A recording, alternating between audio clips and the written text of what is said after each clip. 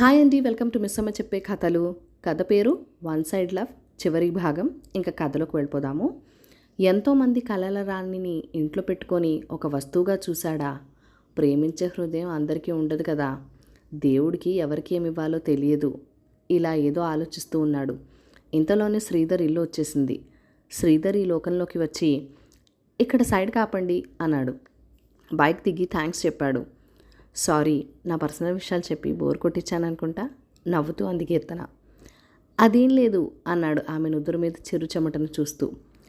Street light వెలుతురులో మెరుస్తున్న ఆ చెమట బిందువులు ముత్యాలా అనిపించాయి తనకి. Okay bye, good night. Bike reverse చేస్తూ అంది తను. గుడ్ నైట్ అని కీర్తన వెళ్ళిపోతుంటే అలాగే చూస్తూ నుంచుండిపోయాడు. రాత్రంతా శ్రీధర్కు నిద్ర పట్టలేదు. దీప్తి ఫోన్ చేసినా లిఫ్ట్ చేయలేదు. ఇదేంటి, తను కీర్తనతో మళ్ళీ ప్రేమలో పడిపోతున్నాడా? ఈ టైంలో ఇది కరెక్టేనా? అందరూ ఏమనుకుంటారు? అందరి గురించి వదిలేసిన దీప్తికి తెలిస్తే తన గురించి ఏమనుకుంటుంది? ఇలా రకరకాలుగా ఆలోచిస్తూ ఉండిపోయాడు. రోజులు గడుస్తున్న కొద్దీ శ్రీధర్కి భయం పెరగడం మొదలైంది.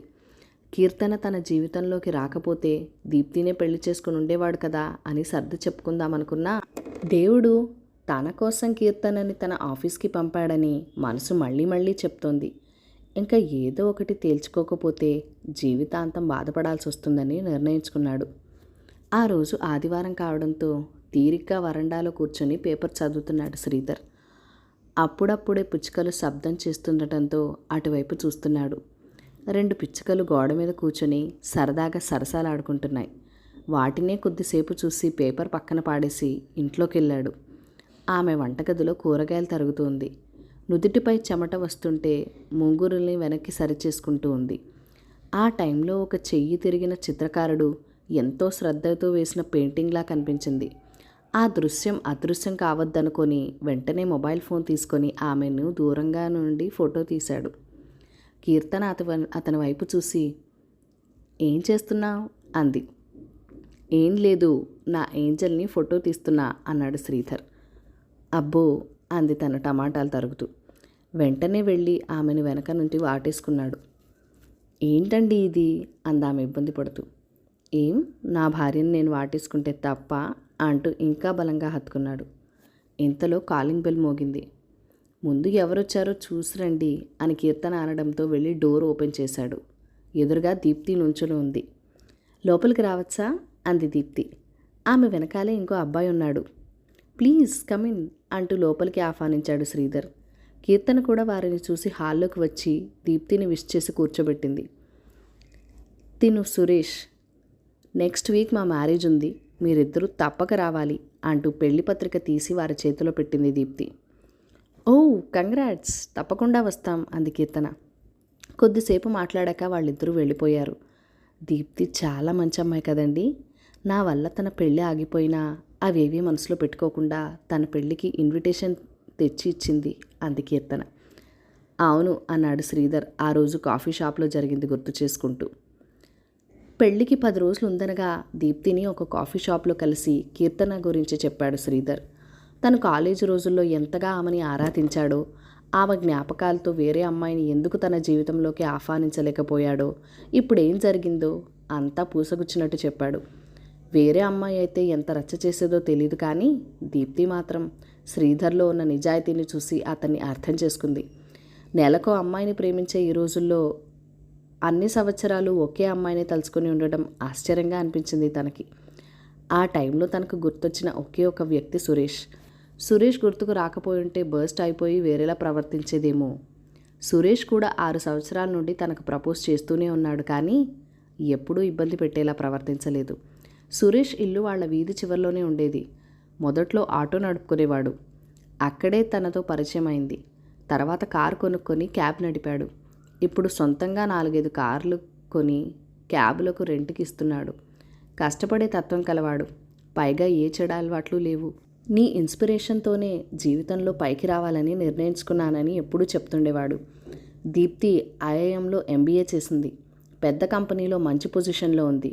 దాంతో సురేష్ ఎప్పుడూ తన స్టేటస్కి సరిపోడేమో అని దూరం పెట్టేది. అయినా ఈ ప్రేమలు దోమలు వేరే బెటర్ చాయిస్ దొరికే వరకే అన్న అపోహలో ఉండేది తను. ఇప్పుడు తన ప్రేమలోని నిజాయితీ తెలుస్తోంది ఆమెకి. సిన్సియర్గా ప్రేమించే వాళ్ళు ఈ జనరేషన్లో కూడా ఉంటారని అర్థమైంది తనకి. ఆమె మనసు కొంచెం తేలికైనట్టు అనిపించింది. ఇంతకీ ఆమెకి ఈ విషయం చెప్పావా లేదా అంది శ్రీధర్ వైపు చూస్తూ దీప్తి. లేదన్నాడు శ్రీధర్. ఆమెకి చెప్పకుండానే నాతో పెళ్లి క్యాన్సిల్ చేయాలనుకుంటున్నారా? ఆమెను మనసులో పెట్టుకొని మిమ్మల్ని పెళ్లి చేసుకోవడం కరెక్ట్ కాదనిపించింది. ఆమె ఒప్పుకోకపోతే? అదంతా నేను ఆలోచించలేదు ఎటో చూస్తూ అన్నాడు శ్రీధర్. అయితే ఫోన్ చేసి వెంటనే ఆమెను ఇక్కడికి రమ్మను అంది దీప్తి కొంచెం గట్టిగా. శ్రీధర్ భయంతో ఎందుకు అన్నాడు. ఎందుకో తర్వాత చెప్తాను, ఏం భయపడకండి, ముందు ఫోన్ చేయండి, అట్లీస్ట్ ఆమెని నాకు పరిచయం చేయరా అనడంతో తప్పక కీర్తనకి ఫోన్ చేసి ఆ కాఫీ షాప్కి రమ్మన్నాడు. అరగంట తర్వాత వచ్చింది కీర్తన. దీప్తి తనను తాను పరిచయం చేసుకుని ఆ విషయం ఈ విషయం మాట్లాడుతూ శ్రీధర్ కీర్తనని ప్రేమిస్తున్న విషయం మెల్లిగా చెప్పింది. కీర్తన ఒక్కసారిగా ఆశ్చర్యపోయింది. తర్వాత దీప్తినే కాలేజ్ రోజుల నుంచి జరిగిందంతా కీర్తనకి అర్థమయ్యేలా చెప్పింది. శ్రీధర్ టెన్షన్ పడుతూ కూర్చున్నాడు. ఒక అమ్మాయికి అంతగా ప్రేమించే మగాడు దొరకడం కన్నా ఇంకా అదృష్టం ఏముంటుంది అంది దీప్తి. కానీ నాకు పిల్లలు కారు, ఆ విషయం తెలుసుగా అంది కీర్తన బాధపడుతూ. పిల్లలు కాకపోతే ఏం, నిన్ను చిన్నపిల్లలా చూసుకుంటాడు. అంతగా కావాలంటే దత్తత తీసుకోండి, లేదా వేరే విధంగా ట్రై చేయండి, తప్పేం లేదు అంది దీప్తి కీర్తన చేయి పట్టుకొని. కీర్తన కళ్ళలో నీళ్లు నిండిపోయాయి. తన మనసులోని మాటని దీప్తి చెప్తుంటే ఆశ్చర్యపోయాడు శ్రీధర్. నువ్వేమైనా చెప్పాలనుకుంటున్నావా అంటూ శ్రీధర్ వైపు తిరిగింది దీప్తి.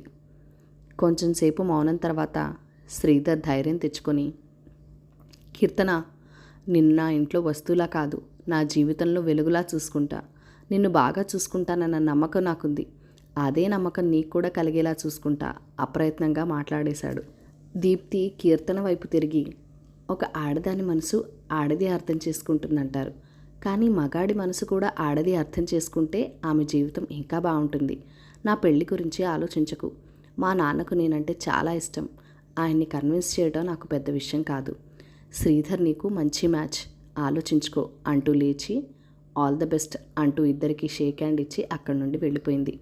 కొన్ని రోజులకి కీర్తన శ్రీధర్తో పెళ్ళి ఓకే చెప్పింది. అదంతా గుర్తు తెచ్చుకున్న శ్రీధర్ దీప్తి లాంటి మంచి అమ్మాయికి అంతా మంచి జరగాలని మనస్ఫూర్తిగా కోరుకుంటూ, ఇందాక ఎక్కడో ఆపాం అంటూ కీర్తను వాటేసుకున్నాడు. కథ సమాప్తం. ఈ కథ మీకు నచ్చినట్లయితే కనుక లైక్ చేయండి, షేర్ చేయండి, మన ఛానల్ని సబ్స్క్రైబ్ చేసుకొని మీ సపోర్ట్ ఇవ్వండి. Thank you for watching. Bye bye.